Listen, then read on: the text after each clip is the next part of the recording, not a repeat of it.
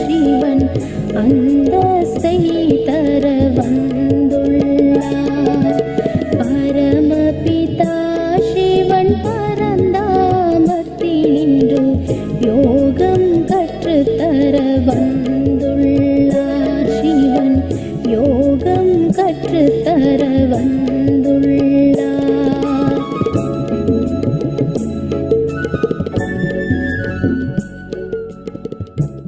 ஓம் சாந்தி. ஓம் சாந்தி. Good morning sister. ஓம் சாந்தி. ஓம் சாந்தி. 9/8/2024. சாரம்சம். இனிய குழந்தைகளே, இந்த பிரம்மாவே சத்குருவின் சபையாவார்.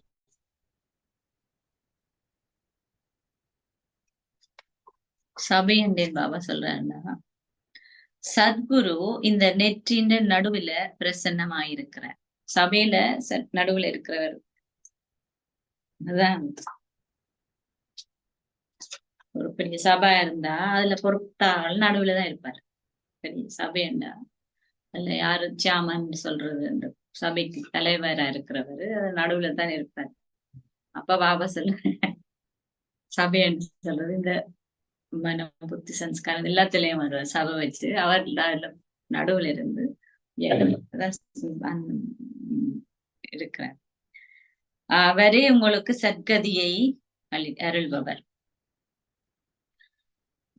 சிவபாபா அந்த நடுவுல இருக்கிறார். அவர் உங்களுக்கு சத்கதியை கொடுக்கிறார். அந்த சபைன்னு சொல்றது பிரம்ம பாபாவுடைய சரீரத்துல அவர் நடுவுல இருந்து படிப்பிக்கிறார். சபைக்குள்ள அவர் நடுவுல இருந்து கேள்வி: குழந்தைகளாகிய உங்களை எந்த வகையான அடிமைத்தனத்திலிருந்து மீட்பதற்காக தந்தை வந்திருக்கிறார்?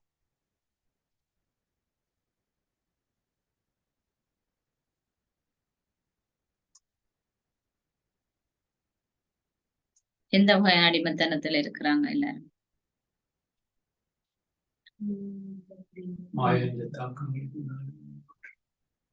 வேற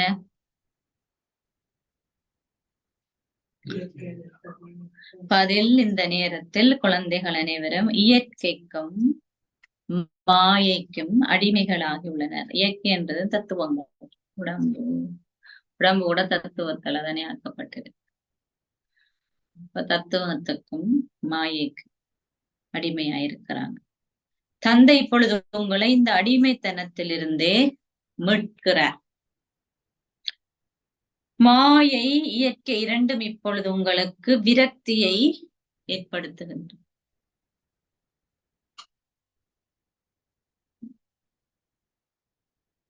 சில வேளைகளில் புயல்களும் சில வேளையில் பஞ்சமும் இருக்கின்றது. பின்னர் நீங்கள் அதிபதிகளாகும் பொழுது முழு இயற்கையும் உங்களுடைய அடிமையாகுவதுடன் உங்களை தாக்குவதற்கு மாயையும் இருக்க மாட்டார். புயல் வருது, பஞ்சம் வருது, எல்லாம் வருது. ஆனா நீங்க அதிபதியாக இருக்க இயற்கை உங்களுக்கு அடிபணி. இந்த உதாரணமாத்தான்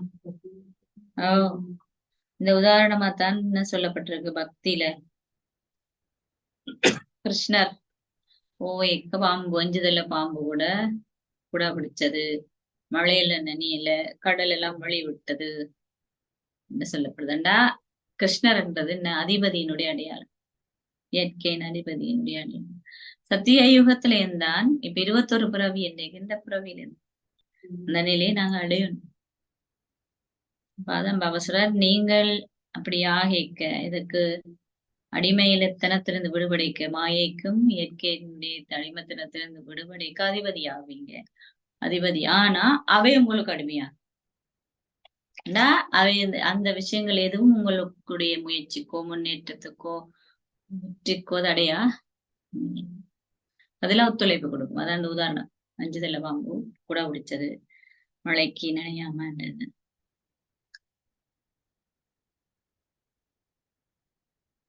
ஓம் சாந்தி. இனிமேலும் இனிமையான ஆன்மீக குழந்தைகளாகிய நீங்கள் பாபாவே பரமதந்தையும் பரமாசிரியரும் என்பதனை புரிந்து கொள்கிறீர்கள். அவர் உலகின் ஆரம்ப மத்து இறுதியின் இரகசியங்களை உங்களுக்கு விளங்கப்படுத்துகின்றார். அவர் பரமகுருவும் ஆவர். ஆகையால் இதுவே சத்குருவின் சபையாகும். சபைகள் உள்ளன, அவை குருவின் சபைகள். குருவர் சபை உருவாக்குறது தானே பக்தி மார்க்கத்துக்கு சபை. அவை சாதாரணமான குருமார்களின் சபைகளை அன்றி சத்குருவின் சபை அல்ல. அவர்கள் தம்மை ஸ்ரீ ஸ்ரீ 108 என்றெல்லாம் அழைக்கிறார்கள். ஆனால் அவர்களுக்கான பட்டத்திலே சத்குரு என்பது எழுதப்படவில்லை. ஸ்ரீ ஸ்ரீ ஸ்ரீ ஸ்ரீ என்றெல்லாம் நிறைய போறாங்க, ஆனா சத்குரு என்று வருவதில்லை. அவர்கள் குருமார்கள் என்று அழைக்கப்படுகிறார்கள். ஆனால் அந்த ஒரே ஒருவரே சிவபாபாவே சத்குரு ஆவர். முதலில் அவர் தந்தையும் பின்னர் ஆசிரியரும் அதன் பின்னர் சத்குருவும் ஆவார். நேற்றைக்கு பாபா இதைத்தான் திருப்பி திருப்பி சொன்னார். சத்குருவே சத்கதியை அருள்கிறார். சத்திய திரேதா யுகங்களில் குருமார்கள் இருப்பதில்லை. ஏனெனில் அங்கு அனைவரும் சத்கதியை அடைந்திருக்கிறார். சத்திய திரேதா யுகத்துல குருமார் இருக்கிறேன், எல்லாருக்கும் சத்கதி கிடைச்சிட்டு ஒரு சத்குருவை இனம் கண்டதும் ஏனைய குருமார்கள் அனைவரினதும் பெயர் சுவடு அனைத்தும் முடிவடைகிறது. ஒரு சத்குரு கண்டா அப்புறம் மற்றங்கேயும் யாருமே ஒத்துமையில போவதில்லை. பரமகுருவே குருமார் அனைவரினதும் குரு. அவரை நீங்கள் கணவருக்கெல்லாம் கணவர் என்று அழைப்பதை போன்று அவர் அதிமேலானவர் என்பதனால் இந்த பட்டமும் அவருக்கு கொடுக்கப்பட்டுள்ளது. நீங்கள் இங்கு பரமதந்தையுடன் அமர்ந்திருக்கிறீர்கள். எதற்காக? உங்கள் எல்லையற்ற ஆஸ்தியினை பெற்றுக் கொள்வதற்காக. இது ஒரு எல்லையற்ற ஆஸ்தியாகும். அவரே உங்கள் தந்தையும் ஆசிரியரும் ஆவர். இந்த ஆஸ்தி விகாரமற்ற அமரத்துவ உலகமான புதிய உலகுக்கானது ஆகும். இந்த ஆஸ்தி எல்லையற்ற ஆஸ்தி. எல்லையற்ற ஆஸ்திக்காகத்தான் நீங்க இங்க இருக்கிறீங்க. அப்ப இந்த எல்லையற்ற ஆஸ்தி விகாரமற்ற அமரத்துவமான புதிய உலகத்துக்கானது. புதிய உலகம் விகாரமற்ற உலகம் என்றும் பழைய உலகம் விகாரம் நிறைந்த உலகம் என்றும் அழைக்கப்படுகிறது. சத்திய யுகமே சிவாலயம் என்று அழைக்கப்படுகிறது. ஏனெனில் அது சிவபாபாவினால் ஸ்தாபிக்கப்படுகிறது. இந்த விகார உலகம் யாரால ஸ்தாபிக்கப்படுது?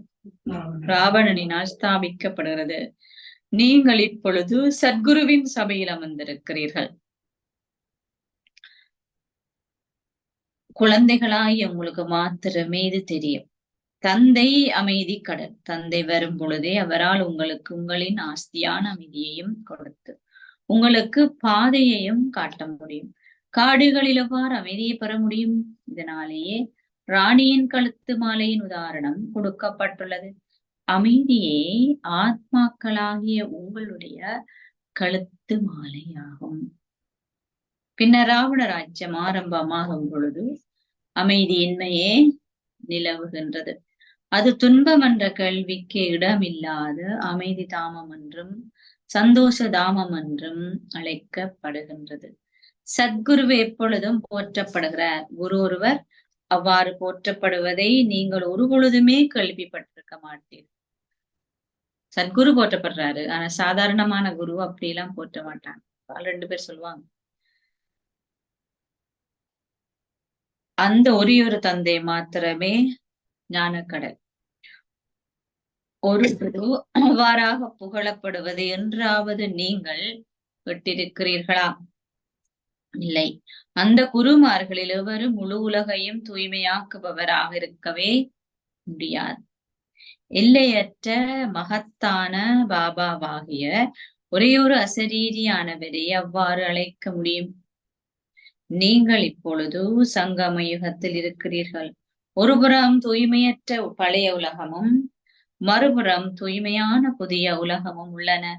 தூய்மையற்ற உலகில் பல குருமார்கள் உள்ளனர். முன்னர் உங்களுக்கு சங்கம யுகத்தை பற்றியே தெரியாது. இதுவே அதிமங்களகரமான சங்கம யுகம் என்று தந்தை இப்பொழுது விளங்கப்படுத்தியுள்ளார். அதன் பின்னர் சத்திய யுகம் வரும். சக்கரம் தொடர்ந்தும் சுழலும். நீங்கள் அனைவரும் யார்? நீங்க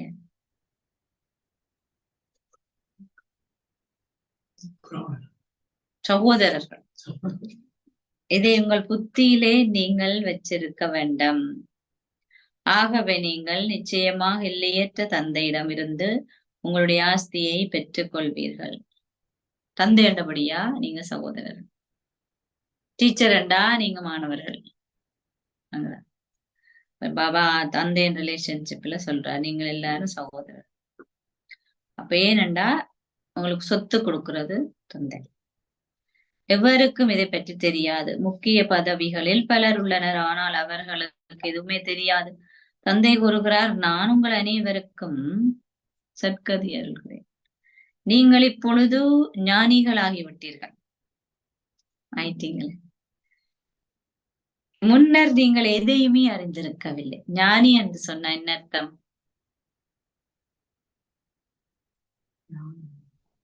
லௌகீக உலகத்திலையும் ஞானத்தை தான் அவர் பயன்படுத்தினார். நடைமுறை வாழ்க்கையில நடக்கிற எல்லா விஷயத்துக்கும் லௌகீக ஆக்கள் மாதிரி பார்க்க மாட்டாரு. பார்வை, செயற்பாடு, மனோபாவம் எல்லாம் ஞானி. வெளிப்புறமான செயற்பாடு இல்லை, இது உள்முகமானது. இப்ப பாக்குறது, கதைக்கிறது லௌகீகமான உலகத்துல வித்தியாசம் தானே. லௌகீகமான உணர்வை கொண்டிருக்கிறாள், உடம்பை பற்றி சொல்லுவாரு, அவருடைய உறவினர் விஷயத்தை பற்றி, அல்லது வெளி உலக விடயங்களை பற்றி, அல்லது மற்ற மக்களை மாதிரி விகாரங்கள், பயம், அது இருக்கு. ஞானி என்றா அதைத்தான் வெளிப்புறமா அந்த பாம்பு புத்துக்குள்ள இருந்தது, வயசுக்குள்ள இருக்குதுன்னு காட்டப்பட்டிருக்கு. அது இல்ல, உள்ளார்த்தமான ஸ்திதி, அதான் ஞானி. முன்னர் நீங்கள் எதையும் அறிந்திருக்கவில்லை. நீங்கள் தேவர்களின் விக்கிரகங்களின் முன்னிலையிலே சென்று, நாங்கள் ஞானமற்றவர்கள், எங்களிடம் தெய்வீக குணங்கள் எதுவும் இல்லை என்று நீங்கள் கூறினீர்கள்.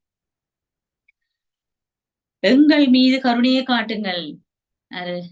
நீங்க போய் அவர்கிட்ட கேட்டீங்க.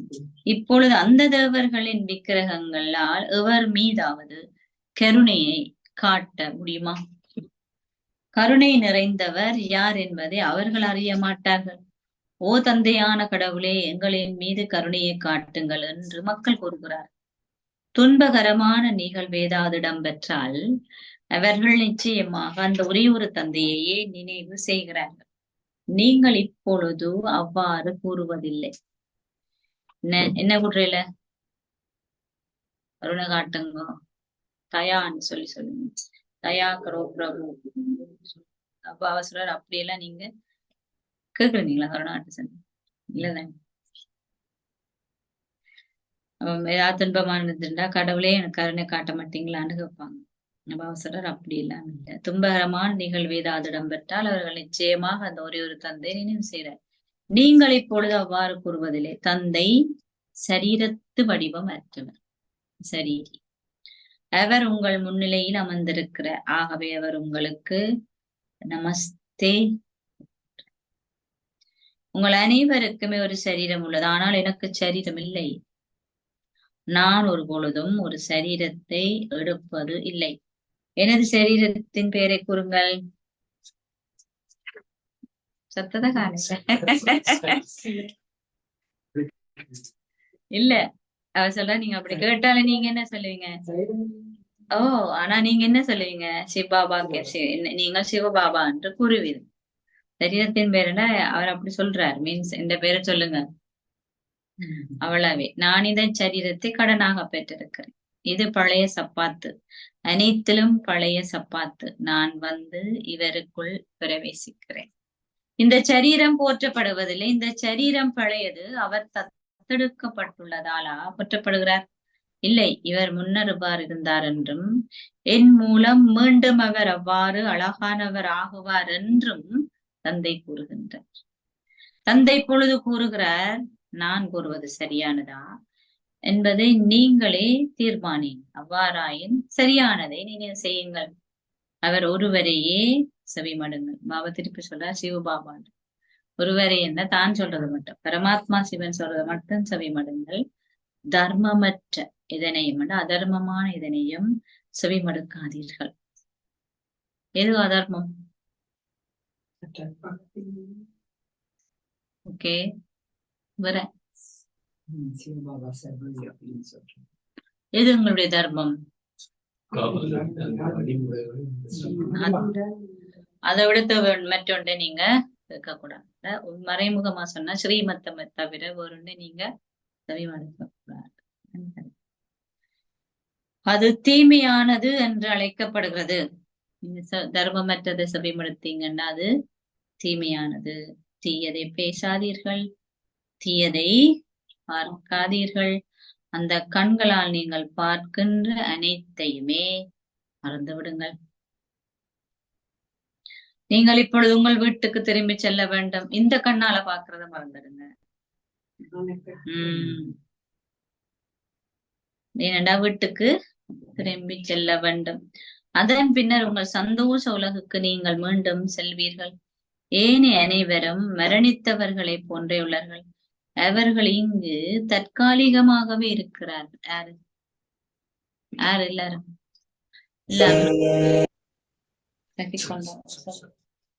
இல்லையா? அந்த பழைய சரீரங்களும் நிலைத்திருக்க போவதில்லை. தற்காலிகமா தான் இருக்குது, நிலைத்திருக்க போவதில்லை.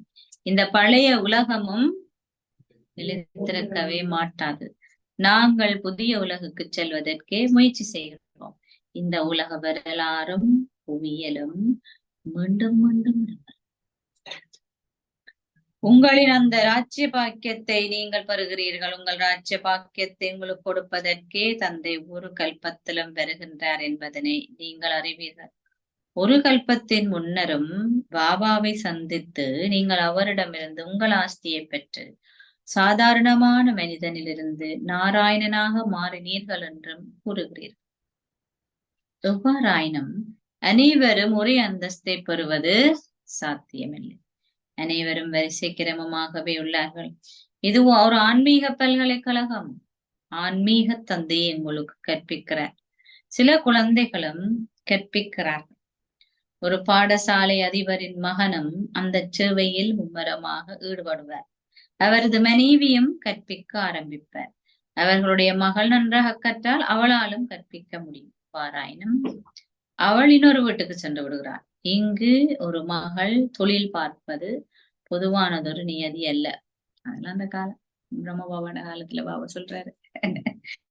இந்த கல்வியை எவ்வாறு நீங்கள் உங்களில் பிரயோகிக்கிறீர்கள் என்பதிலேயே புதிய உலகில் ஒரு அந்தஸ்தை பெறுவது முற்றிலும் தங்கியுள்ளது. பாபையன் அதை சொல்றாருன்னா, லௌகீகத்துல ஒரு அப்பா தான் மாஸ்டரோ டீச்சர்ண்டா எப்படியாவது அது அந்த வேலை எல்லாரையும் செய்ய வச்சிருவாரு.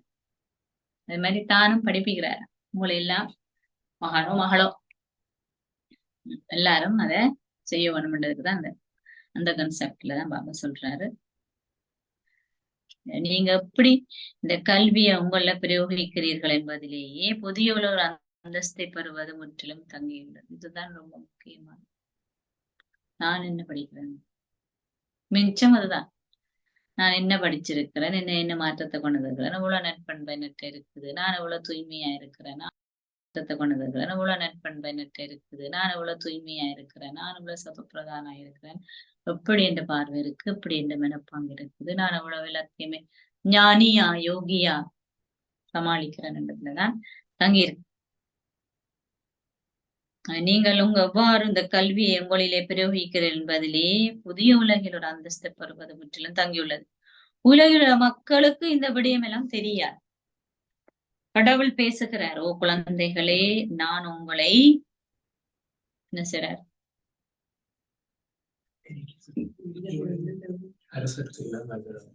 அரசனுக்கெல்லாம் அரசனாக ஆக்குகிறேன் என்றும் எழுதப்பட்டிருக்கிறது. நான் உங்களை அந்த தேவர்களை போன்று மாதிரியாக்குவதில்லை.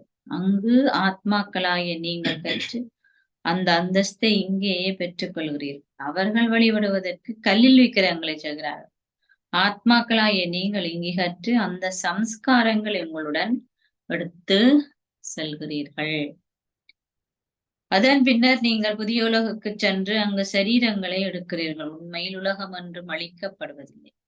யுகங்கள் மாத்திரமே மாறுகிறது.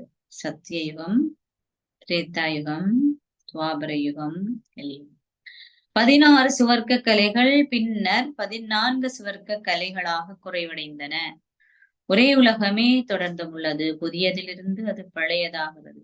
இந்த கல்வியின் மூலம் தந்தை உங்களை அரசருக்கெல்லாம் அரசராக்குகிறார். உங்களுக்கு இவ்விதமாக கற்பிப்பதற்கு வேறு எவருக்குமே சக்தி இல்லை. எப்படி படிப்பிக்கிறது? உங்களை அரசராக்கிறதுக்கு சக்தி யாருக்கும். அவர் உங்களை மிகவும் தெளிவாக விளங்கப்படுத்துகிறார். பின்னர் நீங்கள் கற்கும் பொழுது விளங்கப்படுத்துறார் தானா? நான் படிக்க என்ன நடக்குதான்? மாயை உங்களை தனக்குரியவளாக ஆக்கிவிடுது. எவ்வாறாயினும் கற்பதற்கேற்ப அவர்கள் நிச்சயமாக சொர்க்கத்துக்கு செல்வார்கள். அவர்களின் வருமானம் இழக்கப்பட மாட்டாது. இந்த அழிவற்ற ஞானத்தை அளிக்க முடியும். படிச்சது போறால் ஒரு 15 வருஷம் படிச்சுட்டாரு, அப்புறம் படிக்கிறேன் இல்லைன்னா அந்த படிச்ச 5 வருஷத்துக்குரியது ஏத்த மாதிரி வருமானம் இருக்கு, அந்தஸ்து கிடைக்கும். அதான் அழிக்கப்படாது. சொர்க்கத்து போவாங்க. ஆனா அவ எவ்வளவு படிச்சாரு அதுக்கு ஏத்த மாதிரி தான் இருக்கு. அவர்கள் தாமதித்து வருவார்கள். அவர்களால் வேற எங்கதான் செல்ல முடியும். அந்தஸ்தும் அப்படிதான். இப்ப சொர்க்கத்துக்கு வருவீனம் பலவகை, உலகத்துக்கு படிக்கணும், உலகத்துக்கு வரும். ஒரே ஒரு கடை மாத்திரமே உள்ளது. அவர்கள் தொடர்ந்தும் வருவார்கள். மக்கள் இடுகாட்டுக்கு செல்லும் பொழுது பெருமளவு விருப்பமின்மையை கொண்டிருக்கிறார்கள். அவ்வளவுதான். இவ்வாறாக நானும் சரீரத்தை நீக்குவேனா? அவ்வாறாய் நானேன் பாவம் செய்ய வேண்டும்? நானும் தொடர்ந்தும் பாவம் செய்து கொண்டிருக்கும் பொழுது இவ்வாறாக மரணித்து விடுவேன். அவர்கள் அத்தகைய எண்ணங்கள் எல்லாம் கொண்டிருக்கிறார்கள். சுடல ஞானம் சொல்றது வேண்டா. ஏதாவது சம்பவம் நடந்த உடனே இப்ப நடக்க போகுது, இப்ப நடக்க போகுது யோசிப்பாங்க. நான் வீட்டை வந்த உடனே சுடலைக்கு போகும் பொழுது வெறுப்பு வருது. இப்படி எரிக்கும் பொழுது இப்படித்தானே எனக்கு நடக்க போகுது, நானும் இப்படித்தானே சாப்பிடுறேன், எனக்கு முந்தனில தான் எல்லாம் யோசிப்பாங்க. வீட்டை வந்து எல்லாத்தையும் பார்த்த உடனே எல்லாம் மறந்து. அது மாதிரி இப்ப ஒரு ஆளுக்கு ஒரு ரியலைசேஷன் வருது. அதுதான் பாப்பா சார், ஒரு ஆளுக்கு ஒரு விழிப்புணர்வு இல்ல புரிந்துணர்வு கொண்டு வருது. ஆனா அது அடுத்தது வேற ஒரு விஷயத்த கண்டுடனே அதெல்லாம் இல்ல. அது பேர் சுடலை ஞானம் நிலைச்சிருக்காரு. அப்படி அவங்க சொல்லுறாங்க. அப்படி எண்ணத்தையும் கொண்டிருக்கிறார்கள். இதுவே இடுகாட்டில் இருக்கும் பொழுதுள்ள விருப்பமின்மை எனப்படும். அதுதான் சுடலை ஞானம். அங்க இருக்கேக்க அப்படி இருக்குது. வீட்டு வந்த உடனே அது போகுது. எங்களுக்கு திடீரென்று ஒரு ஏதோ ஒரு விஷயத்த கேட்கும் பொழுது இல்ல முரளியை கேட்கும் பொழுது ஏதாவது ஒன்று புரிதட்டும். அதாவது அப்புறம் அது அப்படியே அந்த மாற்றத்தை நாங்க கொண்டு வரையில, அந்த செயற்பாட்டை நடைமுறைப்படுத்தலைன்னா அது அப்படியே போயிடும். அதுக்கு இப்பதான் சுடலை ஞானம். அதைத்தான் பாபா இடுகாட்டில் இருக்க விருப்பம் சொல்றாரு. நான் இன்னொரு சரீரத்தை எடுக்க வேண்டும் என்பதை அவர்கள் புரிந்து கொண்டிருந்தாலும் அவர்களிடம் இந்த ஞானம் எதுவும் இல்லை. நீங்கள் இங்கே தற்காலிகமாகவே இருப்பீர்கள் என்பதனால் இந்த நேரத்தில் இங்கே மரணிப்பதற்கே ஆயத்தம் செய்கிறீர்கள் என்பது குழந்தைகளாய் உங்களுக்கு குறிப்பாக வழங்கப்படுத்தப்பட்டிருக்கு. சாரத்துக்கு முயற்சி செய்றாங்க. யாராவது உலகத்துல இருப்பாங்க. நாங்கதான் சாரத்துக்கு முயற்சி செய்யறோம். சந்தோஷமா சாரத்துக்கு முயற்சி செய்யறோம். கவலை இல்லாம எந்த விருப்பத்துக்கு ஏற்ற மாதிரி உடம்பு நம்ம முயற்சி செய்யறோம். உங்கள் பழைய சரீரங்களை நீக்கி நீங்கள் புதிய உலகுக்கு செல்ல வேண்டும். எத்தனை தடவை பாபன் சொல்லிட்டேன், ஒரு முறையும் சொல்றேன். தந்தை கூறுகிறார், குழந்தைகளே, என்னை நீங்கள் அதிக அளவிலே நினைவு செய்தால் பாவங்களும் அதிக அளவில் அளிக்கப்படும்.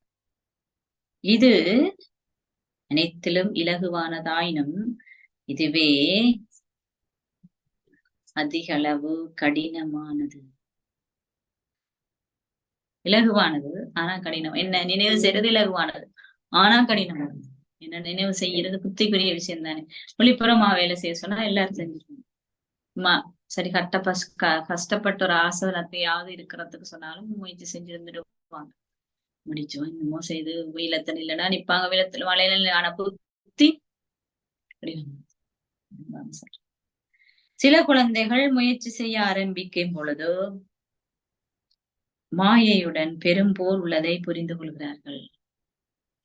முயற்சி செய்ய ஆரம்பிக்கும் பொழுது மாயையுடன் பெரும் போர் உள்ளதை புரிந்து கொள்கிறார்கள். தந்தை கூறுகிறார், இது இலகுவானது, ஆனால் மாயை உங்களுடைய விளக்கு அணைக்கிறாள்.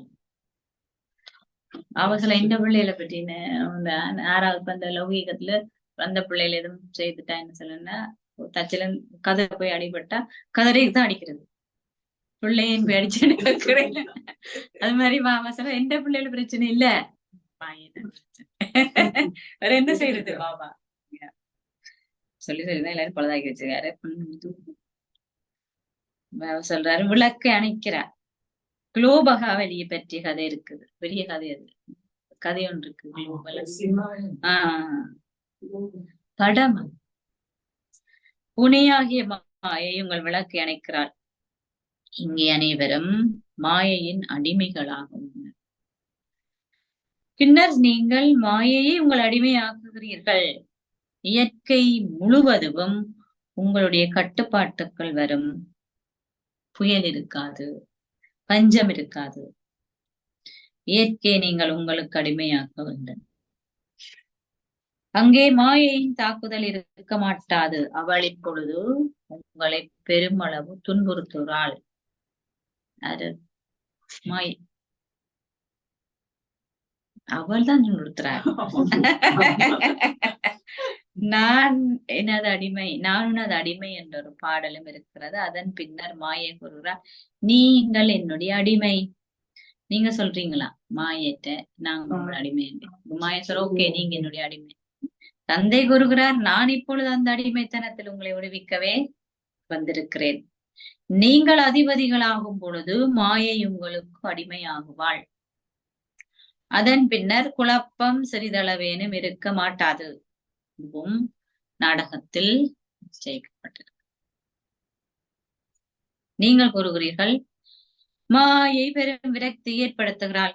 அவளே உங்களுக்கு விரக்தி ஏற்படுத்த மாட்டாள். இது ஒரு யுத்தகலம். விரக்தி என சலிச்சு போறது, சலிச்சு போங்க, நடக்குது இப்ப நடக்குது. நீங்கள் மாயையை உங்கள் அடிமையாக்க முயற்சிப்பதனால் மாயை உங்களை கடுமையாக தாக்குகிறாள். அவள் உங்களை பெருமளவும் துன்புறுத்துகிறாள். அவள் உங்களில் பலரையும் தோற்கடிக்கிறாள். சிலரை அவள் தோற்கடிச்சா கூட பரவாயில்ல. சிலர் எங்க இருக்கிறாங்க தெரியுமா? அவள் முற்றாகவே உண்டு விடுகிறாள். மைனை வைத்து போயிட்டாங்க. அவர்களை அவள் முழுமையாகவே முழுங்கி விடுகிறாள். அவ கடிச்சு சாப்பிடுறதுன்னு சொல்ற முழுசா முதலே முழுசா அந்த தவளையெல்லாம் பாம்பு போகும் வைத்துக்கலாம். இப்படி இப்படி இப்படி இப்படி இப்படி இந்த மாதிரி நீங்கள் சுவர்க்கத்தின் அதிபதிகள் ஆகினாலும் மாயை தொடர்ந்து உங்களை விழுங்குகிறாள். உங்களின் சிலர் ஏற்கனவே அவற்றில வயிற்றுக்குளிர் இருக்க உங்களின் வாழ் மாத்திரமே வழியிலே தொங்கிக் கொண்டிருப்பதே போன்றிருக்கிறது. இப்படித்தானே போகும், வெளியெல்லாம் நீங்க பாத்திருப்பீங்க, பாம்புட்ட போய்க்க தலைதான் முன்னுக்கு போகும். போயிட்டு அவசர தலை வயிற்றுக்குள்ள போயிட்டுதான் வால் வெளியில தொங்கிக் கொண்டிருக்கா. அவன்டா என்னத்தான்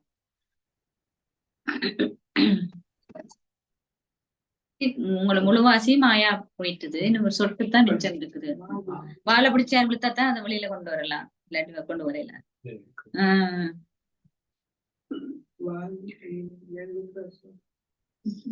அதான் அவசரம். உங்களை சிலர் ஏற்கனவே அவளின் வயிற்றுக்குள் இருக்க உங்களின் வால் மட்டுமே வெளியில தொங்கிக் கொண்டிருப்பதை போன்றுள்ள. அதுவும் ஒரு சதுப்பு நிலமான புதை மணல் என்று அழைக்கப்படும். புதை மணல தொண்டைக்குள்ள மட்டும் நனைஞ்சிருந்தா விழுத்தெடுக்கிறார். பல குழந்தைகள் அந்த புதை மணலுக்குள்ளே விழுந்திருக்கிறார்கள். அவர்களால் சிறிதளவேனும் நினைவு செய்ய முடிவதில்லை. அதுதான் பிரச்சனை. எல்லாம் செய்வாங்க, நினைவுதான் பிரச்சனை. ஆமையினதும் ரீங்காரமுடும் விட்டில் பூச்சினதும் உதாரணம் கொடுக்கப்பட்டிருக்கிறது. நீங்கள் அத்தகைய பூச்சிகளிடம் இந்த ஞானத்தை ரீங்காரமிட்டு அவர்களை முன்னர் இருந்ததிலிருந்து ஒன்றாக, அதாவது அவர்களை சுவர்க்கத்தின் முழுமையான தேவதைகளாக மாற்ற முடியும். பூச்சி மாதிரி இருக்கிறார்கள். வெளி உலகத்துல பல வகையான ஆட்கள் இருக்கிறாங்க. இதை சொல்லி நீங்க அவங்கள மாற்றணும். சன்னியாசிகளும் ரீங்காரமுடும் விட்டில் பூச்சிகளை உதாரணமாக கூறிய பொழுதிலும் அவர்கள் இந்த ஞானத்தை ரீங்காரமிடுவதோ இவரையும் மாற்றுவதோ இல்லை. இந்த மாற்றம் சங்கம யுகத்திலே இடம்பெறும். இது இப்பொழுது நீங்கள் சூத்திரலிருந்து பிராமணராக மாறுகின்ற சங்கம் யுகமாகும். இதனாலேயே நீங்களும் விகாரம் நிறைந்த மனிதர்களையே இங்கு அழைத்து வருகிறீர்கள். மாத்திரத்துக்காக கூட்டிக் கொண்டு வாரீங்க. அந்த பூச்சிகளின் மத்தியில் சிலர் விங்காரமிடும் முட்டில் பூச்சியாக மாறுகிறார், கூட்டிக் கொண்டு வரார். சிலர் முக்கிய நிலை அடைந்து விடுகிறார். அந்த ஈசல் மாதிரி எத்தனை பாபா ரீங்காரம் சொட்டையெல்லாம் கலட்டி இருக்கு, சுத்தி சுத்தி அந்த அதாவது உற்சாகப்படுத்துற மாதிரி அதை சுத்தி சுத்தி வட்டம் விட்டு ரீங்காரம் விட சிலதுக்கு சட்டம் முளைக்கும், பறந்துடும். சிலர் அப்படியே தூக்கி போயிடும். அது மாதிரிதான் நீங்க சிலர் உஷார் வந்து மாற்றத்தை கொண்டு வராங்க, சிலர் அப்படியே போயிடுவாங்க. பூச்சிகளின் மத்தியில் சிலர் ரீங்காரம் விடும் வீட்டில் பூச்சிகளாக மாறுகிறார்கள். சிலர் முக்கிய நிலை அடைந்து விட சிலர் முழுமை அடையாது உள்ளனர். பாபா அவ்வாறான பலரையும் கண்டுள்ளார். இங்கேயும் சிலர் நன்றாக கற்று ஞான இறக்கைகளை வளர்த்துக் கொள்கிறார்கள். ஆனால் ஏனையோரை மாயை பாதி வழியிலேயே பற்றி கொள்வதனால் அவர்கள் பலவீனமாக உள்ளார்கள். மாய பிடிச்சிடு. சிலருக்கு நல்லா அவளை படிச்சு உறக்க முளைக்குது, சிலருக்கு இறக்க முளைக்க கடையில செத்து போயிடுவாங்க. இந்த உதாரணங்கள் இந்த நேரத்துக்கே பொருத்தாம். ரீங்காரம் விடும் வீட்டில் பூச்சி ஒன்று இன்னொரு பூச்சியை கொண்டு வந்து தனக்கு சமமாக்குவது ஒரு அற்புதமே. அவ்வகை பூச்சியினால் மாத்திரமே பிறரை தனக்கு சமமாக்க முடியும். பாம்பும் உதாரணமாகவே கொடுக்கப்படுகிறது. நீங்கள் சத்திய யுகத்தில் ஒரு தோலை நீக்கி இன்னொன்று எடுக்கிறீர்கள். நீங்கள் இப்பொழுது அந்த சரீரத்தை நோக்குவீர்கள் என்பதை உடனடியாகவே காட்சிகளாக காண்பீர்கள். ஆத்மா சரீரத்திலிருந்து நீங்கி மாளிகை போன்ற இன்னொரு கருப்பைக்குள் பிரவேசிக்கிறார். மாளிகை போன்ற ஒரு கருப்பையிலிருந்து வெளிவர மறுத்த ஒரு ஆத்மாவை பற்றிய உதாரணமும் உள்ளது. எவ்வாறாயினும் ஒரு குழந்தை நிச்சயமாக வெளியிலே வர வேண்டும். குழந்தைகளாய நீங்கள் இப்பொழுது சங்கமயுகத்தில் இருக்கிறீர்கள். இந்த ஞானத்தின் மூலம் நீங்கள் மேன்மையானவர்கள் ஆகுகிறீர்கள். நீங்கள் பிறவியாக பக்தி செய்தீர்கள். அதிக அளவு பக்தி செய்துள்ளவர்களே சென்று இங்கு தங்களுடைய முயற்சிக்கேற்ப வரிசை கிரமமாக அந்தஸ்தை பெற்றுக் கொள்கிறார்கள். முழு ஞானமும் இப்பொழுது உங்களுடைய புத்தியில் உள்ளது. சமய நூல்களில் உள்ள ஞானம் உண்மையான ஞானம் அல்ல, அது பக்தி மார்க்கம். அதன் மூலம் நீங்கள் சத்கதி விடுதலை அடைவதில்லை. சத்கதியை பெறுவதென்றாலே வீடு திரும்புவதாம். அதன் மூலம் எவராலும் வீடு திரும்ப முடியாது. தந்தையே கூறுகிறார், அதன் மூலம் எவரும் என்னை அடைவதில்லை. உங்களுக்கு கற்பிக்கின்ற ஒரே ஒருவருடன் உங்களை திரும்பவும் தன்னுடன் வீட்டுக்கு அழைத்து செல்கின்ற அந்த ஒரே ஒருவரும் தேவைப்படுகிறார். படிப்பிக்கிற மட்டுமில்ல, தனியா விட்டு இல்ல, கூட்டிட்டு போம். தந்தைக்கு அதிக அளவு அக்கறை இருக்கிறது. அதெல்லாம் அப்படியா படிப்பிச்சவங்களை கூட்டிட்டு போறேன்னு சொல்லியிருக்கிறேன். உங்களுக்கு கற்பிப்பதற்காக தந்தை ஒவ்வொரு 5000 வருடங்களுக்கு ஒரு முறை வருகிறார். நீங்கள் ஆத்மாக்கள் என்பதை மீண்டும் மீண்டும் மறந்து விடுகிறீர்கள். ஆத்மாக்கள் அனைவரதும் தந்தையே உங்களுக்கு கற்பிக்க வருகிறார் என்பதை நீங்கள் மிகவும் உறுதியாக்கிக் கொள்ளும். ஆத்மாக்களுடைய தந்தை தான் படிப்பிக்க வாரார் என்பதை நீங்க மிகவும் உறுதியாக்கிக் கொள்ளுங்கள். இது ஆன்மீக ஞானம் எனப்படுகிறது. பரமாத்மா ஆத்மாக்களாக எங்களுக்கு ஞானத்தை கொடுக்கிறார். ஆத்மாக்களிலேயே சம்ஸ்காரம் இருக்கிறது. சரீரங்கள் அழிக்கப்படுகின்றன, ஆத்மாக்கள் அழிவற்றவர்கள். பிரம்மாவின் நெற்றியே சத்குருவின் சபை, இந்த ஆத்மாவின் சபை இது. பின்னர் சத்குருவும் இவருக்குள்ளேயே பிரவேசிக்கிறார். இவர் ரதம் என்றும் சபை என்றும் அழைக்கப்படுகிறார். குழந்தைகளாகிய நீங்களே ஸ்ரீமத்தின் அடிப்படையில் சுவர்க்கத்தின் வாயிலையே திறக்கிறீர்கள். நீங்கள் எந்த அளவுக்கு நன்றாக கற்கிறீர்களோ அந்த அளவுக்கு என்ன சொன்னார் பாபா? சத்திய யுகத்தில் உயர்ந்ததோர் அந்தஸ்தையும் கோருவீர்கள். எனவே நீங்கள் கற்க வேண்டும். ஒரு ஆசிரியரின் குழந்தைகள் மிகவும் திறமைசாலிகளாயிருப்பார்கள். எவ்வாறாயினும் தங்கள் வீட்டுக்கு அருகாமையில் கங்கை பாய்ந்தால் அவர்களுக்கு நதியின் அருமை தெரியாதென்று கூறப்படுகிறது. என்னத்த சொல்ல வர்றார் பாபா? சென்டர் பக்கத்துல இருந்தா போக மாட்டாங்க. எங்கேயும் அப்படித்தான். எல்லா சென்டருக்கு நீங்க பாருங்க, கிட்ட இருக்கிறாக்க வாரதே இல்லை. தூர தொலைவில் இருந்தா பாருவாங்க. பிறகு அங்க தூரம் இருந்து வந்துட்டு பாபா கிட்ட வரவன் பண்றதுக்காக பக்கத்துல வீடு எடுக்கிறாங்களே இல்ல மவுண்ட் ஆபுல என்ன எல்லா இடம் மவுண்ட் ஆபுலயும் அப்படித்தானே. அதுக்குள்ள பக்கத்துல இருக்காங்களே ஞானம் படிக்கிறாங்க எல்லாம் தெரிசுல. பிறகு அங்க வீடு வாங்கி வந்திருக்கிறாங்களே எல்லாமல் பக்கத்துல வசரா கங்கை பாஞ்சா அருமை தெரியாது. கங்கை பக்கத்துல பாஞ்சா அது நேரம் மாதிரி. ஆனா கங்கைக்கு இங்க இருந்தெல்லாம் அக்கள் வந்து குளிப்பாங்க. தூரத்துல இருந்து வேற இடத்துல இருந்து எல்லாம் போய் குளிப்பாங்க. ஆனா கங்கைக்கு பக்கத்துல இருக்கிற ஆக்கள் அதுல குளிக்க மாட்டாங்க. அதுல முக்கியத்துவம் அவங்களுக்கு தெரியாது. மீன்ஸ் முக்கியத்துவம் கொடுக்க மாட்டாங்க. அதான் பாபா சொல்றேன். எவ்வாறாயினும் தங்கள் வீட்டுக்கு அருகாமையிலே கங்கை பாய்ந்தால் அவர்களுக்கு நதியின் அருமை தெரியாதென்று கூறப்படுகிறது. நகரத்தின் குப்பை முழுவதும் கங்கையில் எவ்வாறு கொட்டப்படுகிறது என்பதையும் பாபா பார்த்திருக்கிறார். அவ்வாறாயின் அந்தனை நீங்கள் தூய்மையாக்கவர் என்று அழைக்க முடியுமா? மக்களின் புத்தி எவ்வாறாகி விட்டதென்று பாருங்கள். அவர்கள் தேவர்களின் விக்கிரகங்களை அலங்கரிக்கிறார்கள். அவர்கள் அவற்றை வழிபட்ட பின்னர் மூழ்கும் அடிக்கிறார்கள். அதனை அவர்கள் தாங்கள் பாதங்களின் கீழ் அழுத்தி மூழ்கடிக்கிறாங்க. காலுக்குள்ள கூட அமர்த்துறாங்க. மினக்கடை கும்பிடுறாங்க, உருவாக்குறாங்க, பூசையெல்லாம் செஞ்சு வழிபடுறாங்க. அப்புறம் தண்ணிக்குள்ள காலெல்லாம் அமர்த்துறாங்க. யோசனை. வங்காளத்தில் ஒருவர் சரீரத்தை நீக்கும் பொழுது அந்த தருவாயிலே உடனடியாக அவர் கங்கைக்கு எடுத்து செல்லப்படுகின்ற ஒரு வழக்கம் உள்ளது. அங்கு அவரை நீரிட்டு அவரின் வாயில் தொடர்ந்து கங்கை நீரை ஊற்றி ஹரி ஹரி என்று கூறுங்கள் என்று அவரிடம் கேட்கப்படுகிறது. தண்ணிக்கு வச்சு சொன்ன நடக்கும், நிச்சயமா செத்து தானே போவாரு. அவ்வாறு செய்து அவரின் உயிரை அவர்கள் பலவந்தமாக அவரது சரீரத்தில் இருந்து வெளியேற்றுகிறார். அதாவது அவரு கங்கையில வச்சு புண்ணியம் கிடைக்கும் நினைச்சு அது கங்கையில இருந்து ஹரிஹரி என்று சொல்லி கடவுள்கிட்ட சொல்ல அப்படியே உள்ளதே இயலாது இருக்கிறாள். தண்ணிக்குள்ள மூழ்கி நான் செய்வ செத்து தானே போவார். அதுக்குள்ள கரைக்க சொல்லிவிட்டார். அது ஒரு பாபா பிரம்ம பாபா எல்லாத்தையும் பாக்குறேன். இது பிரம்ம பாபா சொல்றாரு. அவரு சொன்னதை செய்வார். அந்த நேரம் யாரு அவங்களை என்ன செய்யறது செய்ய. அது ஒரு அற்புதமாக இருந்தது.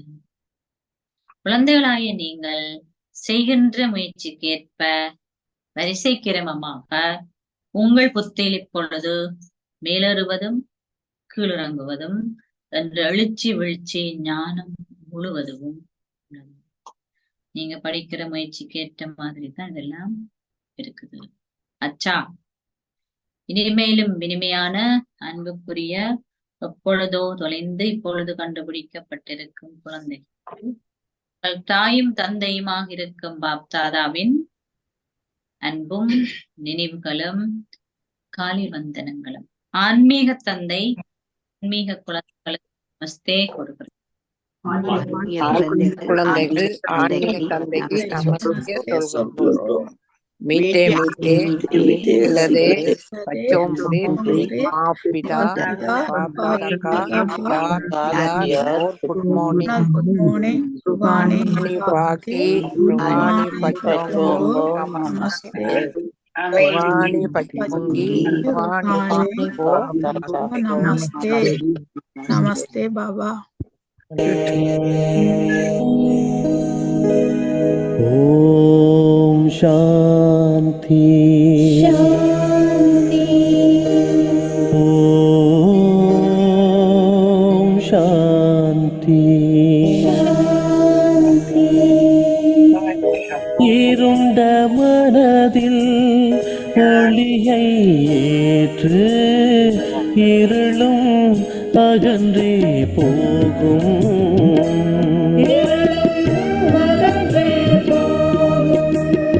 சிவனை தியானம் செய்ய வேண்டும். புண்ணிய காலை தோன்றும்.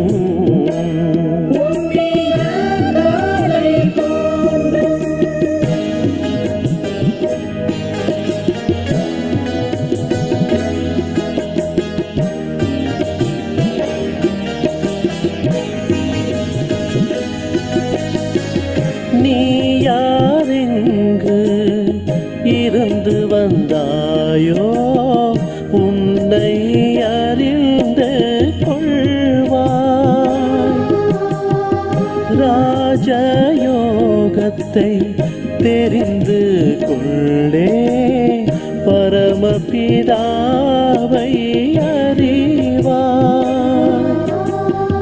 இந்த ராஜயோகம் வழி நடந்தாலே முடிவை அடைந்திடுவாய் நீ.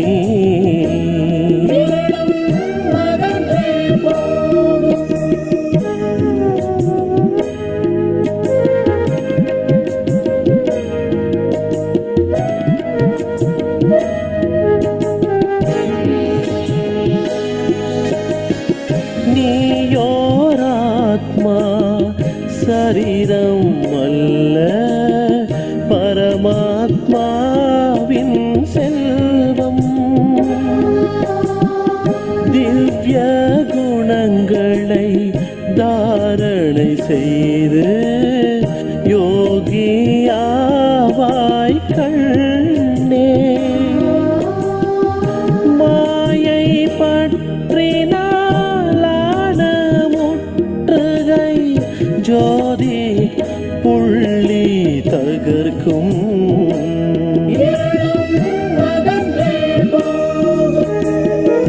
இருண்ட மனதில் ஒளியை ஏற்று இருளும் அகன்றே போகும்.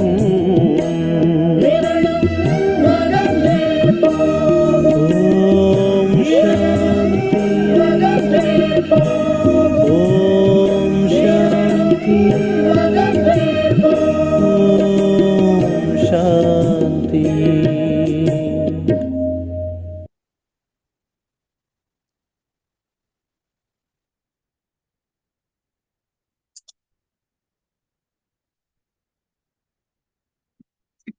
என்ன சொன்னார் பாபா முக்கியமா?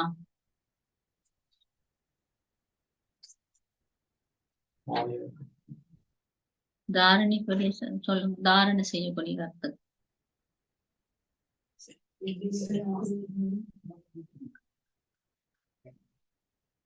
ஓகே.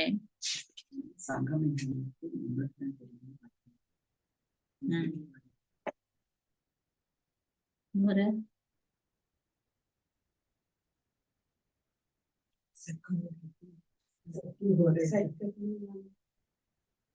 முதலாவது தாரணைக்குரிய சாரம்சம் 1.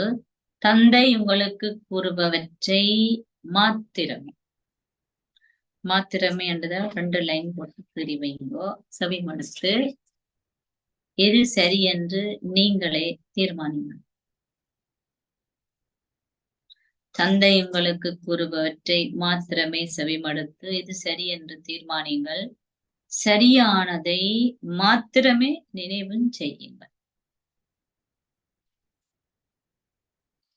பாபாவால மட்டும்தான் அப்படி சவால் விட முடியும். என்ன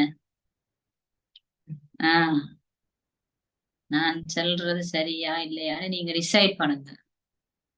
சரியானது செய்யுங்க, உங்களுக்கு நடக்கும்னு பார்ப்போம். தந்தை உங்களுக்கு கூறுபவற்றை மாத்திரமே செவிமடுத்து எது சரியென தீர்மானிங்கள். சரியானதை மாத்திரமே நினைவு செய்யுங்கள். அதர்மமான விடயங்களை செவிமடுக்காதீர்கள். அது மட்டுமில்ல, பேசாதீர்கள், பார்க்காதீர்கள்.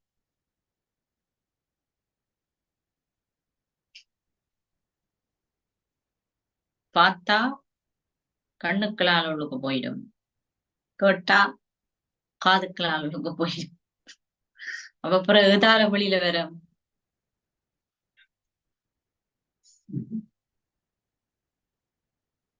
அதான் பாபா சொல்ற, கேட்காதீங்க, பார்க்காதீங்க. ஓகே.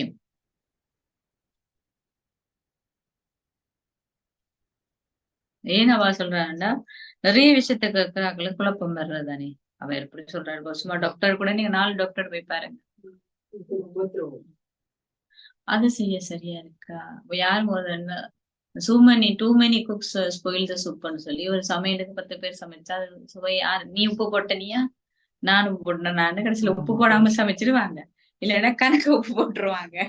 அதைத்தான் பாபா சொல்றேன். நாங்க ஒரு நம்பிக்கையில எல்லாத்தையும் செய்யும். டைரக்ஷன் எடுக்கிறேன், விஷயம் செய்யறேன். ஒரு கதை 1000 பேர்கிட்ட நான் அப்படி இருக்கலாமா, இப்படி செய்யலாமா, இப்படி செய்யலாமான்னு கேட்டீங்கன்னா எல்லாம் குழப்பத்துலதான் முடியும். செய்து பாருங்க, இது சரின்னு நீங்களே டிசைட் பண்ணுங்க. மருந்து வாங்க மெத்தன் இருக்கும், அப்புறம் கடைசியில் ஒன்றும் இல்லாம போயிடும். நான் சொல்றேன், அதர்மமான விடயங்களை கேட்காதீங்க, பேக்காதீங்க. ஏன்னா கேட்டும் பார்த்தோம்டா நிச்சயமா எங்களுக்குள்ள உள்ளட்டம்டா எங்களை வாய் வச்சுட்டு சும்மா இருக்க இல்லாது. யாருக்கா சொல்லுவோம், நல்ல விஷயத்தையும் சொல்றோம் தான். அதே நேரம் இந்த விஷயங்களை நான் நிச்சயமா தெரியுமா உங்களுக்கு அப்புறம் நியூஸ் தான் இவ்வளவு திலாக்கள் எல்லாம் சொல்றாங்க. அதே மாதிரிதான் இது எல்லா விஷயம். 2வது, நன்றாக கற்று உங்களை அரசருக்கெல்லாம் அரசராக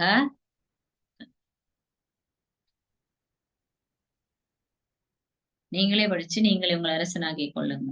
நீங்கள் அந்த பழைய சரீரத்திலும் இந்த பழைய உலகிலும், அந்த பழைய சரீரம் இப்ப நீங்க உங்களுடைய உடம்பு, இந்த பழைய உலகு நீங்க இப்ப இருக்கிறது, அதிலும் தற்காலிகமாக இருக்கிறீர்கள் என்று தெரிஞ்சுங்க. எப்பயும் இந்த உடம்பை விட்டுட்டு போகலாம், எப்பயும் இந்த உலகை விட்டு நாங்க தற்காலிகமா தான் இருக்கிறோம் என்று உங்களை நினைச்சு கொள்ளுங்க. இந்த உணர்வு, ஏன்னா விருந்தாளி எப்பயும் போயிட்டு வேறுதானே, நான் விருந்தாளி. பறவைக்கும் பரதேசிக்கும் விடாமல் ஆதி அடிக்கடி சொல்லுவான். பறவையும் என்ன செய்யும், பறந்து வரும், சாப்பாடு கொடுக்க சாப்பிட்டுட்டு திருப்பி போயிடும்.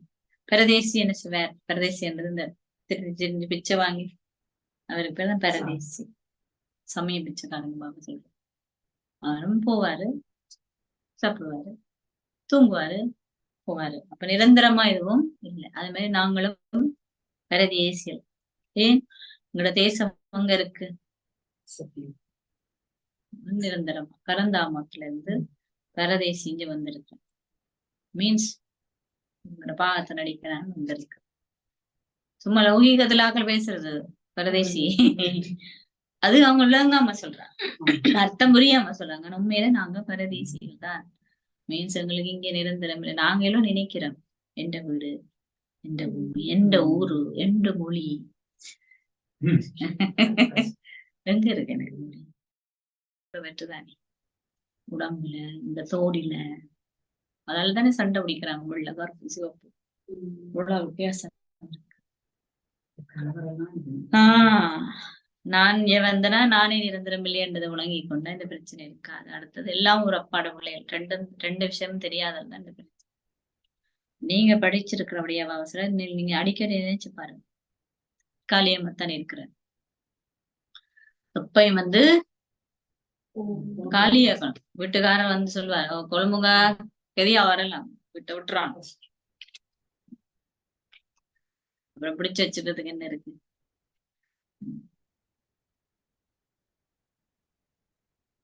ஆசீர்வாதம். நீங்கள் சகல உரிமைகளையும் கொண்ட ஒரு ஆத்மாவாக இருந்து உங்கள் மன ஒருமைப்பாட்டு சக்தி மூலம் கட்டுப்பாடற்றுள்ள வெளிப்புற சூழ்நிலை இதனையும் மாற்றமடைய செய்வீர்களாக.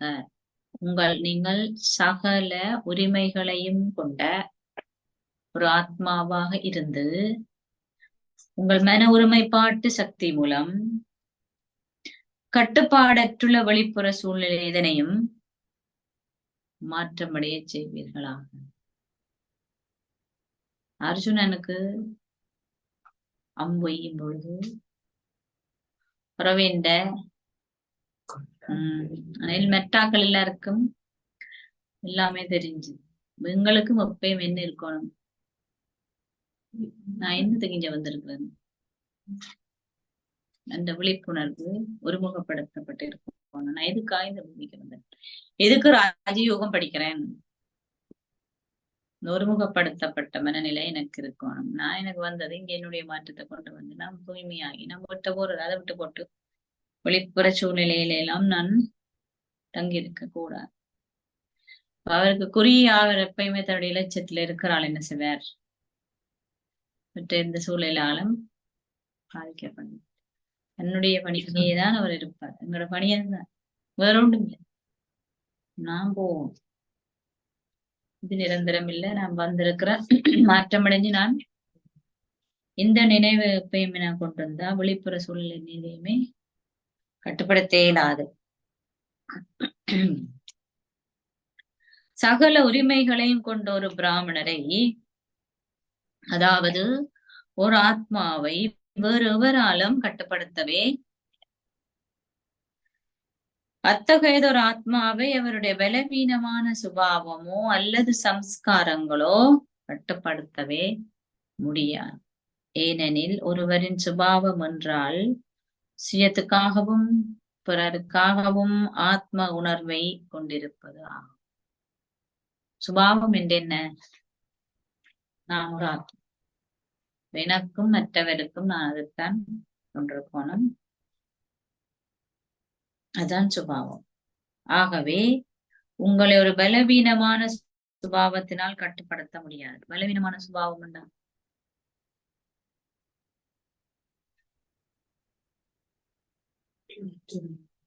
ஆத்மாட சுபாவம் அல்லாது.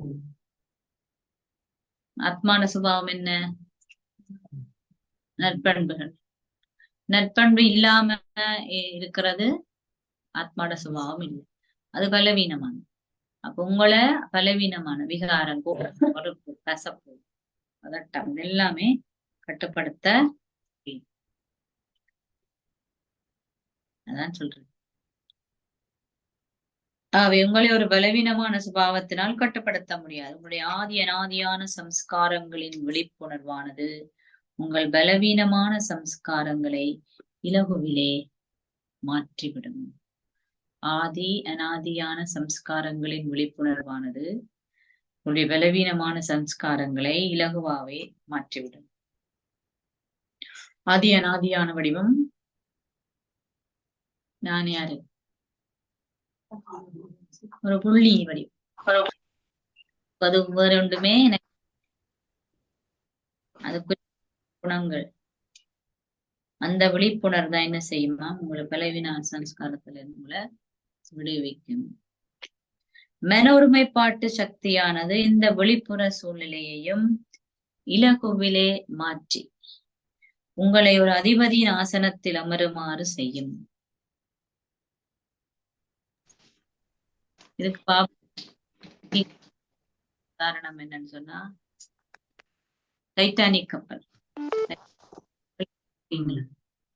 அது ஒரு காலத்துல இந்த டைட்டானிக்னு படம் வந்தது. அது என்னது? இந்த சிறப்பு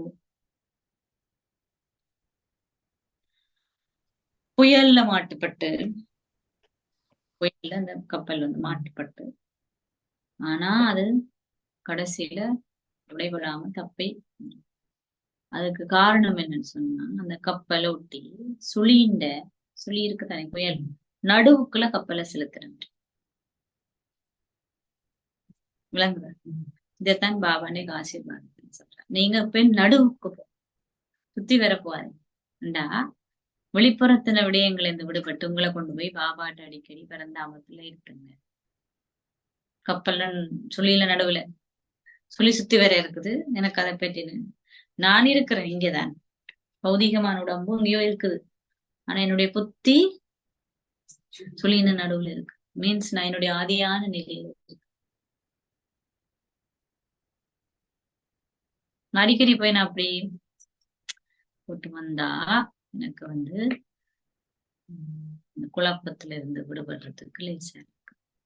இயல்பாவே இப்ப ஒரு இடத்துல இருந்து நாங்க வாக்கள் என்ன நினைக்கிறது பிரச்சனைன்னா, அந்த இடத்துல ஒரு இடத்துல போகணும்னு நினைக்கிறது, சூழலை மாத்துறதுக்கா. அது நிரந்தரம் இல்லை தானே. இப்ப பாபா என்ன சொல்ற, புத்தியால நடுவுக்கு போங்க. மீன்ஸ் உங்களுடைய ஒரிஜினல் நிலைக்கு போங்க, உங்களுடைய ஆதியான நிலைக்கு போங்க. சூழலில இருந்து விடுபட்டு, புற சூழலில் இருந்து விடுபட்டு உங்களுடைய உண்மையான நிலையை உங்களோட மனசை ஒருமுகப்படுத்தி கொண்டு போகணும். அப்ப உடனே வருமா அந்த டைம்ல பிராக்டிஸ் தேவை. இதுதான் பாபா பொடியில ஸ்டேஜ்ன்றாரு, தேவதனிலியன் சொல்றாரு, மனத்தளத்துக்கு ஒருக்கா. இப்ப பிள்ளைகள் சின்ன பிள்ளைகள் எதுவும் குழப்பம் பிரச்சனை என்ன செய்வாங்க, உங்களுக்கு போய் அம்மா அப்பாவுக்கு பின்னா ஒளிஞ்சு கொள்வாங்க. பார்த்திருக்கீங்க தானே?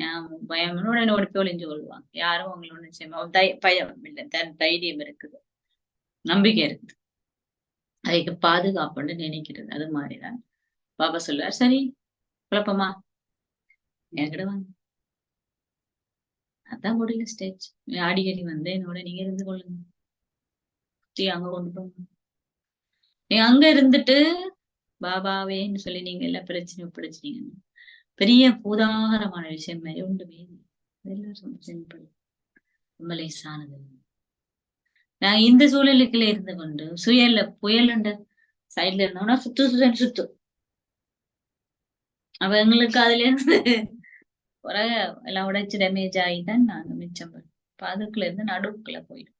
மீன்ஸ் சூழல இருந்து என்னுடைய புத்தி வந்து விடுபட்டு நான் எப்பயுமே புத்தியை கொண்டே பாபாவை கொண்டு பிராக்டிஸ் உடல் இல்லாத நேரத்துல குழப்பம் என்னால செய்ய இயலாது. இப்பயே நான் செஞ்சு வச்சாதான் அந்த டைமுக்கு என்னால ஒரு முகப்படுத்தி செய்ய முடியும்.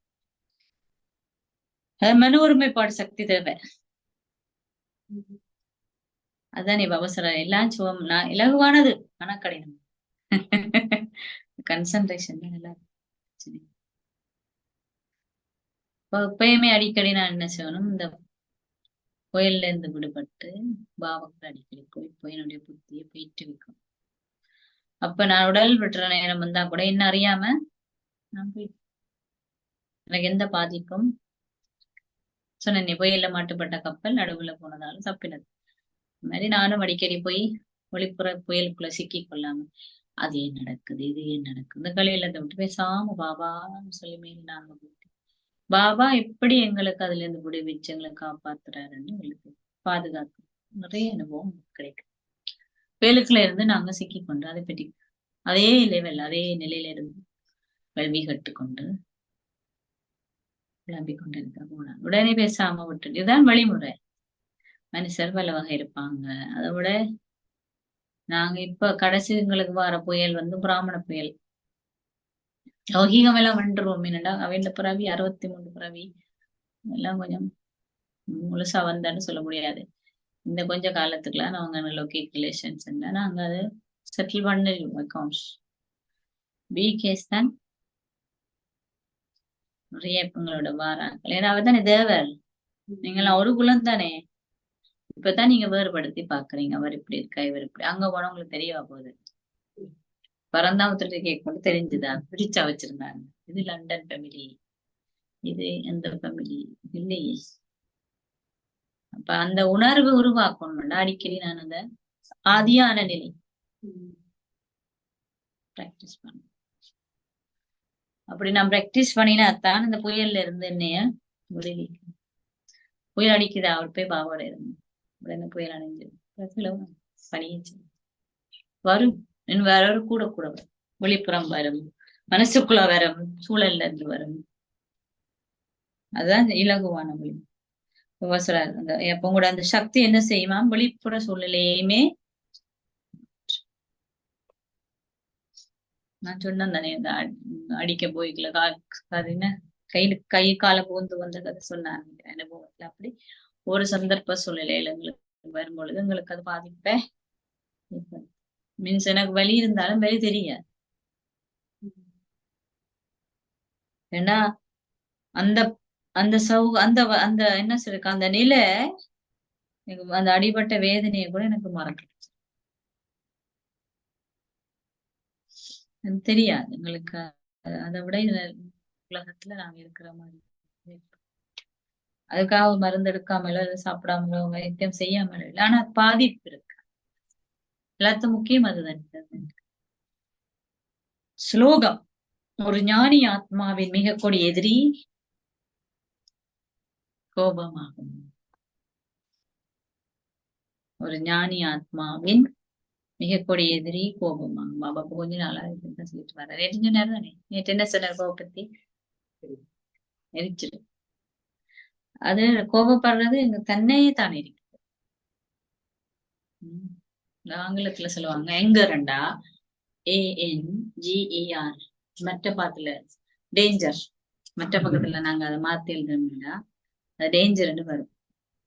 நீங்க இங்கிலீஷ்ல எழுதி பாத்தீங்கன்னா உங்களுக்கு தெரியும். பின்னுக்கு இருந்து நீங்க அப்ப அது எங்களுக்கு நிச்சயமா என்ன செய்யுது, துன்பத்தை எங்களுக்கு கொண்டு வர, எங்களுக்கு தான் துன்பத்தை கொண்டு வரும். நான் யாருல கோபப்படுறேன்றதை விட என்னத்தான் அது என்ன செய்யும், எரிக்கும். என்னுடைய ரத்த குழாய் வீங்கி பிரஷர் கூடியது எல்லாம் எனக்கு வருது. அப்ப அதாலதான் பாபா சொல்றார். அடுத்தது அவ்வியக்த சமட்சி.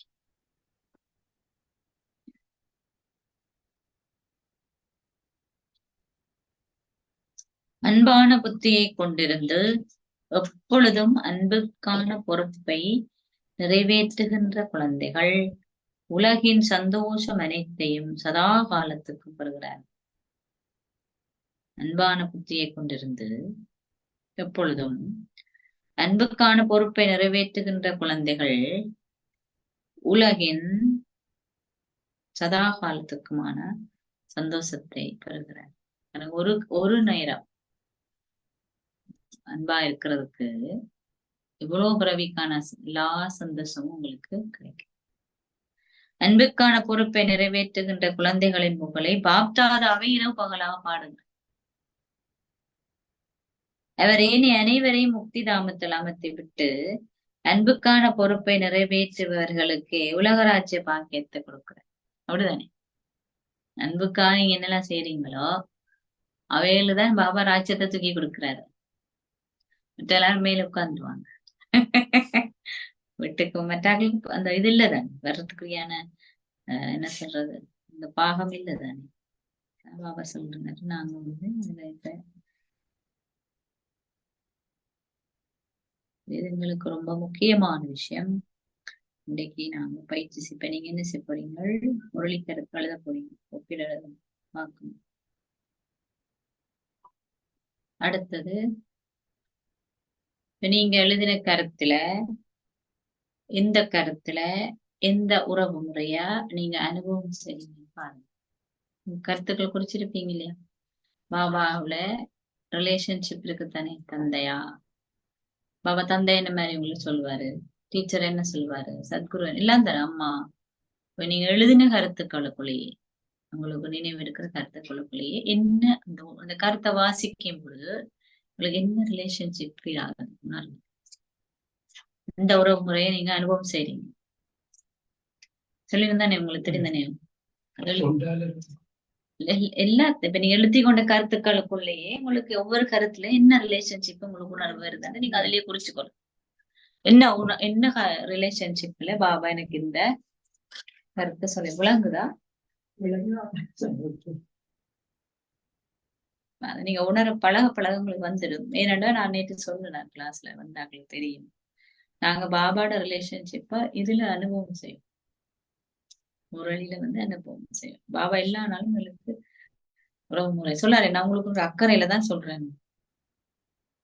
நிறைய வசனங்கள் அதுல இருக்குது. நீங்க எழுதின வசனங்களிலேயே என்ன உறவு முறையில நீங்க அதை உணர்றீங்க, இந்த வசனத்தை பாபா என்ன ரிலேஷன்ஷிப்ல இருந்து என்னோட கதைச்சிருப்பாரு. ஒரே வசனம் ஒவ்வொருத்தருக்கும் ஒரு உணர்வு கொடுக்கும். எல்லாருக்கும் ஒரே உணர்வு இருக்கணும் இல்ல தானே. என்ன உணர்வு, என்ன உறவு முறையை நான் உணர்றேன் அப்படி நினைச்சு ஆழமா நீங்க அந்த வசனத்தை உணர்ந்து குறிச்சுக்கணும். கலர் பேனில் எடுத்து வச்சீங்கன்னா உங்களுக்கு எழுதல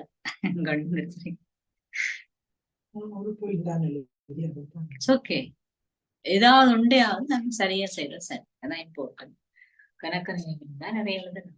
எழுதிட்டு ரிலேஷன்ஷிப்ல சில நேரம் நாங்கள் டைம் இருக்க நேரம் கொப்பி ஒன்று வச்சு உங்களுக்கு பாபா அன்னைக்கு ஒரு பேஜ்ல டீச்சரா சொன்ன கருத்து, ஒரு பேஜ்ல பாபா தந்தையா சொன்ன கருத்து, இன்னொரு ரிலேட்டிவ் பாபா சத்குருவா சொன்ன கருத்து. நீங்க அந்த ரிலேஷன்ஷிப் அப்படி அனுபவம் செய்யுங்க.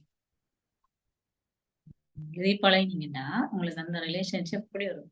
ஒரு ஆள் உங்களை நெருக்கமா ஒரு கதை சொன்னா உங்களுக்கு எப்படி இருக்கும். அது மாதிரி ஞாபகம் மட்டும் இல்ல, அந்த ஃபீலிங் எல்லா சந்தர்ப்பத்திலயும் உங்களுக்கு உங்களுடைய அந்த உணர்வு இருக்கு. அதான் ரிலேஷன்ஷிப் அனுபவிச்சது சுகமா முடியும். மற்றபடி நாங்க நாளந்தமா வாழ்க்கையில கதைக்கிறோம் பேசுறோம், அது அது உங்களுடைய செயற்பாடு சொன்னோம். புத்தி வந்து ஒரே அந்த ரிலேஷன்ஷிப்ல நிக்கணும்னா இந்த கருத்துக்களை உங்களுக்கு தேவை. நாங்க யாராவது சொன்னா அதை புத்தியில வச்சிருக்கிறோம் தானே, உங்களுக்கு விருப்பமா. இப்ப நீங்க அந்த ரிலேஷன்ஷிப் இந்த கருத்துல எனக்கு நான் relationship.